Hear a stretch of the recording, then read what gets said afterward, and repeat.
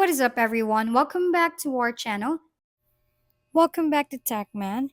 Today, let me show you how to make and sell Shopify templates for beginners. Let's open our Shopify, then make sure to log into your account. From here, navigate to your left and go to the online store.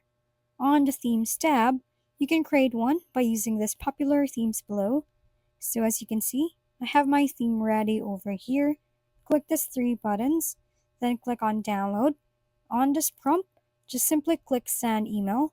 It will automatically be sent to your Gmail that is connected to your Shopify. After that, let's go to our Shopify partner site. You can just type partners.shopify.com, create an account or login if you already have one like mine. Then on this page, navigate to your left and select the theme over here. As you can see, you can now add the create theme you have. Just make sure that your theme passes all the requirements. You can check this out by clicking this link.